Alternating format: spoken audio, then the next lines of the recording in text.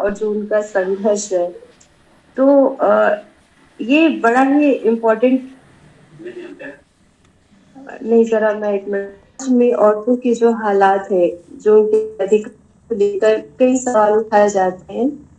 مجھے لگتا ہے کہ اس سے آپ سبھی کہیں نہ کہیں روبرو ہوتے ہوں گے. بہت سے مسئلے آتے ہیں، ٹرپل طلاق کا مسئلہ آتا ہے، اور بھی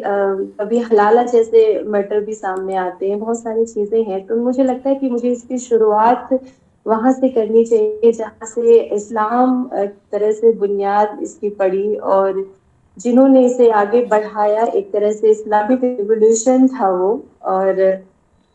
پروفٹ محمد صاحب. تو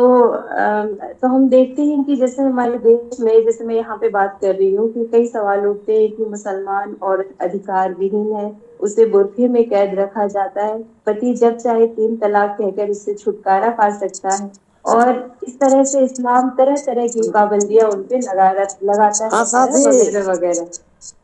ہاں ہلو. اس چیز کو اگر ہمیں سمجھنا ہے تو اس میں سب سے پہلے میں کہوں گی کہ 2 باتیں ہیں. ایک تو ویسٹرن فیمنزم اور ایک ہے اسلامک فیمنزم. اسلامک فیمنزم اس لیے یہ نام دینا مجھے بہتر لگا کیونکہ جب اسلامک ریولیوشن جو تھا وہ کس طرح سے آیا اور اس میں کیا بدلاؤ آئے اور کس طرح کی چیزیں ہوئی، وہ ہم دیکھ سکتے ہیں. جیسے جب عرب میں، جب اسلام سے پہلے جو سماج تھا وہ کس طرح کا سماج تھا، جہاں پہ لڑکی پیدا ہوتی تھی اسے زندہ جلا دیا جاتا تھا، دفنا دیا جاتا تھا، اور عورتوں کو خریدا اور بیچا جاتا تھا. پروش پردھان سماج ہونے کی وجہ سے شادی بھی جنم جنم کا بندھن مانی جاتی تھی، اور ایک مرد نہ جانے کتنی عورتوں سے شادی کرتا تھا. ایسی بہت سی جہالت جو تھی وہ اس سماج میں پوری طرح سے پھیلی ہوئی تھی. تو ہم دیکھتے ہیں کہ ایسے سمے میں پروفٹ محمد صاحب نے عورتوں کے حق میں بہت سے قانون بنائے. ان کے اسٹیٹس کو اونچا اٹھانے کے لیے انہوں نے جیسے مہر کے لیے بات کہی، انہوں نے طلاق کے بدت جو ہے، جس کو آپ سبھی جانتے ہوں گے کہ ایک بار میں 3 بار طلاق کہہ دینے سے کس طرح سے رشتوں کو توڑ کے ایک مرد ایک عورت کو گھر سے بے دخل کر دیتا ہے. اور اس طرح سے تعلیم کو لے کر انہوں نے بہت زور دیا، اور سچ میں ان کے خاندان میں ایسی تمام عورتیں تھیں جو اعلیٰ درجے کی تعلیم حاصل کی انہوں نے.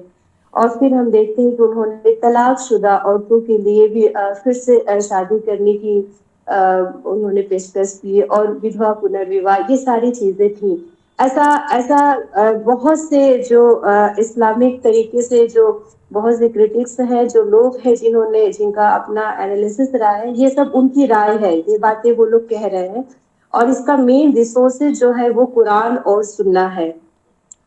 تو اس میں ایک کوڈ آپ کے سامنے رکھنا چاہوں گی. ایک کتاب ہے، اس کا نام ہے اسلام جینڈر جسٹس، جس میں انجینئر کا بہت بڑا کام رہا ہے اسلامک طریقے سے اور جینڈر کو لے کے. تو یہ لکھتے ہیں اس وقت پروفٹ محمد صاحب کے بارے میں: The Quran is so much concerned about the women right that it will not be wrong to say the Quran preached feminist for the first time in the world and the Prophet was the first feminist. تو اس طرح کے ایسے بہت سے critics ہوئے، author ہوئے، جنہوں نے اس بات کو سویکار کیا ہے کہ ہاں، عرب میں اسلام آنے سے پہلے کیا استھتی تھی، اسلام میں آنے کے بعد کیا ہوا، اور جس میں وہ مانتے ہیں کہ پروفٹ محمد نے بہت کچھ کیا. لیکن میرا یہ ماننا ہے ان سب کے پیچھے کہ یہ جو ہم دیکھ رہے ہیں، جو یہ بات ہے 1400 سال پہلے کی، اور ہم دیکھ رہے ہیں کہ یہ سب کچھ اس میں کوئی عورت کا کوئی سنگھرش دکھائی نہیں دیتا ہے. کیونکہ ہم دیکھ رہے تھے کہ عورتیں خود ایک جہالت کی زندگی جی رہی تھی، وہ ظلم کو سہن کر رہی تھی، اور اس کے لیے جس نے آواز اٹھائی وہ ایک پروش ہے، جنہوں نے عورتوں کو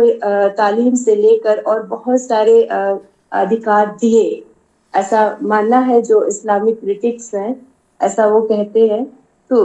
یہ ساری چیزیں ہیں. اور چونکہ یہ عرب کا سماج تھا. اچھا، برقعے کو لے کر بھی جو پردے کی وجہ سے اکثر یہ سماج ایک सनसनीखेज बन जाती, जो इस तरह की बहस हमारे सामने आती है बुर्के को लेके, पर्दे को लेके। तो उस धर्म में भी ऐसा कुछ नहीं था कि उसमें बहुत सारी पाबंदियां थी या इस तरह का हिजाब या इस तरह की चीजें थी, ऐसा कुछ नहीं था। फिर मैं देखती हूँ कि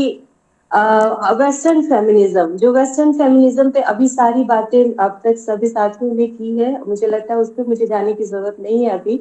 तो अभी मैं इसी के कंटेक्स्ट में बात करूंगी। तो ये हमने देख लिया कि इसकी बुनियाद कहाँ से है, और देखते हैं कि जब 7वीं 8वीं शताब्दी में जब भारत में किस तरह से इस्लाम आया और इस्लाम फैला और सारी चीजें मुगल आए,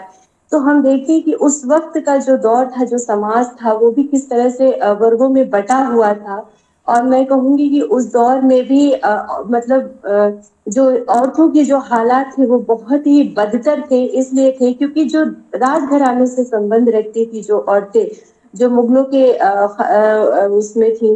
जो वो आप करीब करीब आपने मैं कुछ नाम भी आपको बताना चाहूंगी, जो किस तरह से गुलबदन बेगम है, जहां आरा है, इल्तुतमिश की बेटी रजिया सुल्तान, और भी बहुत से नाम हैं जिनको आप जानते हैं, जिन्होंने उन सारे चीजों को, उन रूढ़ियों को, उन एक तरह से जो मर्द को हर जगह देखने की जो लोगों में जो एक है कि नहीं, मर्द ही शासन कर सकता है, मर्द ही राजनीति अच्छी कर सकता है, मर्द ही एक अच्छा विद्वान हो सकता है, जानकार हो सकता है, सारी चीजें, इन सब चीजों को तोड़ते हुए औरतों ने बहुत साहस का काम किया, और इसके लिए काबिले तारीफ है वो कि उनका भी अपने आप में भी एक बड़ा संघर्ष था। जैसे मैं ज्यादा नहीं रजिया सुल्ताना का ही नाम ले, तो उनका भी संघर्ष आप देखेंगे कितना बड़ा संघर्ष था कि उन्होंने आवाम के सामने खड़े होके और अपने लिए उन्होंने ये बात रखी कि मुझे इस गद्दे पे बैठना है और मैं बेहतर कर सकती हूँ, क्योंकि इल्तुतमिश के और जो बेटे थे वो उस लायक नहीं थे कि जो वो शासन कर सके और अच्छे से अपनी